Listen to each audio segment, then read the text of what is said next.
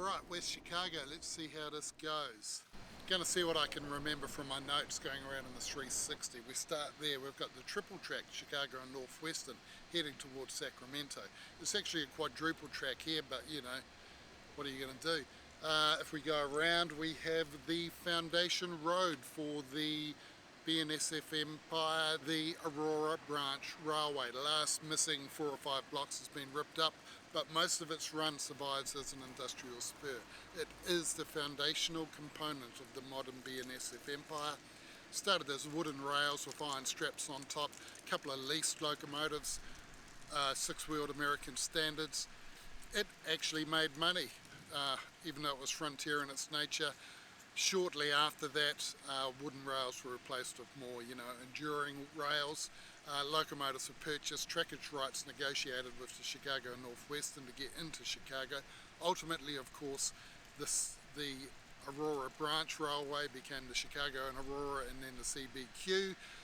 Aurora a reference to where the line hit the Fox River. The B and Q references to where it hits the Mississippi River. That also included their own main line into town and hitting the south end of the Union Station. If we keep going around, we find the site of the once Chicago and Northwestern Roundhouse, the Provo Roundhouse, named after a director of that company who died young of cancer, but that was so long ago, his kid's probably dead of old age now. And it was named for him. That name survived the amalgamation. Union Pacific have a training establishment over there with the same name. This used to be the outer limit of suburban network in the steam age, hence the roundhouse. These days you go a couple of stops that way, you get to a place called La Fox, I think, if that's still its name. It's a bit foreign sounding for America in 2025, it's probably the Fox now. We keep going around, of course, we head back to Chicago. Immediately to my right is the 1914 version of the West Chicago station. Originally Turner's Junction, renamed West Chicago to get some cred from being the western part of Chicago. Can't say it worked, as millions of people live there and about 20,000 live here. It's also fairly radioactive, which might have something to do with it. Don't eat the dirt. That's good advice anywhere, but it's especially good advice here. You'll see that station is not aligned to the triple track main because the junction came through here initially, so that building was aligned to it. No real trace of that now, except there's a freight house up that way sitting in the middle of a paddock. The junction still exists, but it's been realigned to avoid a crossover with the J, which I'll get to shortly. Further beyond is the current West Chicago Railway Station. It's 1990s vintage, don't let its appearance deceive you. The West Chicago municipality chucked in some extra money to make sure it didn't look like every other metro shitbox from the 1990s. That's because West Chicago regards itself as a railway town.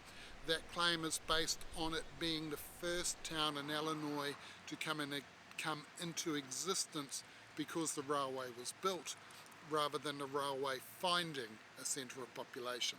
If we go a little bit further over that Aurora, Chicago and Elgin, I'm going to say, electric road that I mentioned earlier, used to pass through here and head that way.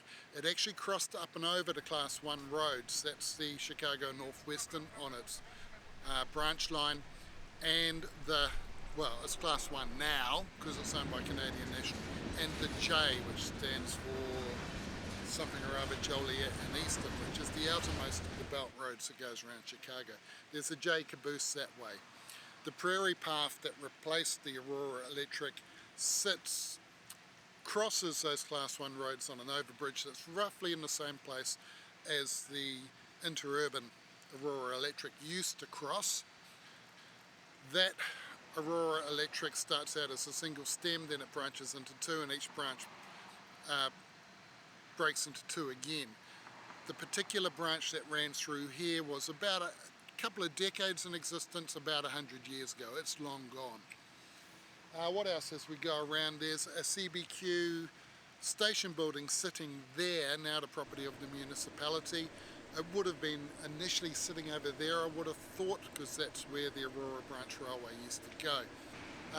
What else? At right angles down there, the Canadian National crosses on what used to be the J, there's a signal box, or a tower as they call it here in North America, guarding that crossover. One of the requirements from, I don't know, 100 years ago when it was negotiated was that it had to be staffed 24/7. So even though we're in an electronic age, Canadian National are obliged to keep staff there. So I'll put my high vis on before I go and take some photos. What have I forgotten? Yeah, okay, so there's 8 roads converging on West Chicago, which makes it a Mugby Junction. Those 8 roads are 3 for the Chicago Northwestern, 2 for the J, now Canadian National, 1 for the Aurora Branch Railway, doesn't exist now but it did, and of course 2, one that way and one that way for the Aurora Electric. So I need to do my dance. Unfortunately the camera angle doesn't show my footwork, so just imagine it. It's awesome. And that's it, West Chicago. Lovely day. I left Chicago about 7:20 this morning and now it's after 3 o'clock, so I've done 30 miles in about, I don't know how many hours that is. Really hope my rate of progress picks up, otherwise I'm gonna, I don't know, run out of time in Nebraska. Alright. If you look closely, you'll see that there are 2 westbound trains, one moving slightly faster than the other. Hey, if you liked whatever it is you just watched, there's plenty more. Highlights, whole episodes, hours and hours of dash cam footage, all of a rail adventure from the Loop in Chicago to the riverfront milepost there on the Central Pacific in Sacramento. Alright, like, subscribe, enjoy, ring the bell.